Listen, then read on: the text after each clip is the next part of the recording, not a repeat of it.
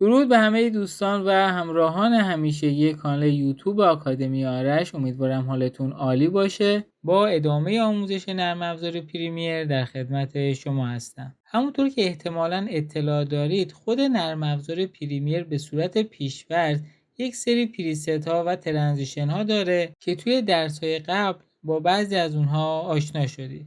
اما توی این ویدیو یاد میگیرید که پریست ها و ترانزیشن های دانلود شده رو به پریمیر اضافه کنید. همچنین نحوه اضافه کردن این پریست ها به ویدیو رو یاد میگیرید. حالا قبل از اینکه آموزش رو شروع بکنم باید بهتون بگم که برای دانلود این 1200 پریستی که من آماده کردم میتونید به کانال تلگرام من که لینکش رو زیر همین ویدیو قرار دادم برید و این پریست ها رو دانلود بکنید. خب دوستان، همونطور که میبینید من از قبل اومدم و 2 ویدیو رو توی تایملاین قرار دادم به این صورت و اونا رو به هم متصل کردم تا بتونم بیام و در این قسمت ترانزیشن رو اضافه بکنم و نتیجه کار رو ببینم. اما غیر از این کار ما میتونیم روی هر ویدیو هم کلیک بکنیم و ابزار ریزر بیایم و برش ایجاد کنیم و توی این قسمت های برش ایجاد شده هم میتونیم بیایم و از ترانزیشن ها استفاده کنیم. خب من ابزار سلکت رو انتخاب میکنم. ابتدا برای اضافه کردن پریست ها به نرم افزار پریمیر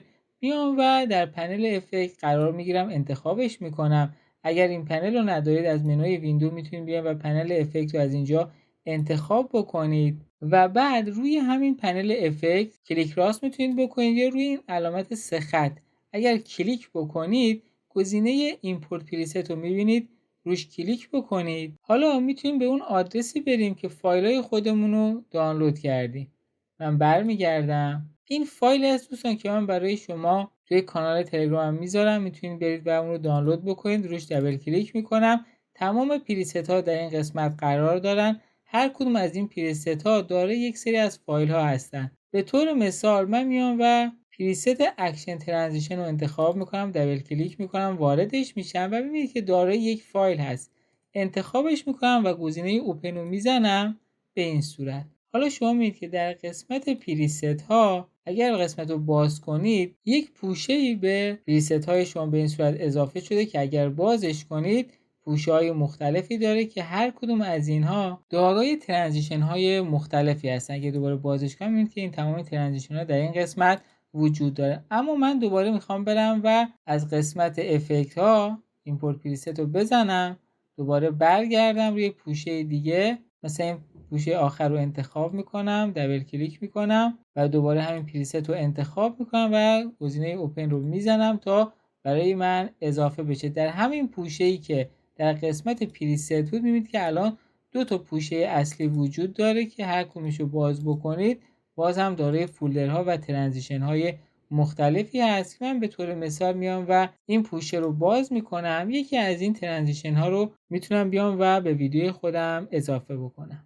اما دوستان اگر شما بیاین و یک ترانزیشن رو به ویدیو به این صورت اضافه بکنید دقت کنید که اون پریست برای کل ویدیوی شما قرار میگیره، در واقع میاد و کل اون قسمت کلیپ رو تحت تاثیر قرار میده که اصلا برای ما مناسب نیست. ما میخوام عمل انتقال ایجاد بشه. پس من کنترل زد میزنم. پس برای اینکه بتونیم از پریست ها استفاده بکنیم میام در قسمت پنل پروژکت روی گزینه نیو آیتم اینجا کلیک میکنم و گزینه ادجاستمنت لایر رو انتخاب میکنم. دوستان این ادجاستمنت لایر به ما کمک میکنه که ما بتونیم افکت ها و پریست های مختلف رو روی اون قرار بدیم تا کلیپ هایی که زیر اون در واقع لایه ادجاستمنت قرار میگیره تحت تاثیر قرار بگیره و ما میتونیم از ترانزیشن ها استفاده کنیم. حالا در ادامه متوجه میشید. من اینجا دکمه اوکی رو میزنم. تنظیماتش به صورت پیش‌فرض همون تنظیمات سکانسی است که ما اومدیم و ایجاد کردیم. میبینید که فریم ریتش 25، اینجا فریم ریتش 25 و ابعادش هم 1280 در 720 است. روی گزینه اوکی کلیک بکنم یک لایه ادجاستمنت اینجا برای من ایجاد میشه. کلیک چپ رو نگه میدارم روش و در اینجا در قسمت تایملاین قرار میدم. یه مقدار اینجا رو زوم میکنم تا شما بهتر ببینید. حالا هر چقدر که این لایه ادجاستمنت ما که باید در بالای ویدیو قرار بگیره بزرگتر باشه اون پریست کنتر عمل میکنه. مثلا من میخوام این پریست سریعتر باشه میام و اونو به این صورت کوتاه‌تر میکنم. حالا میام در بخش افکت و این پریست رو به ادجاستمنت میدم به این صورت که چپ رو نگه میدارم به این صورت.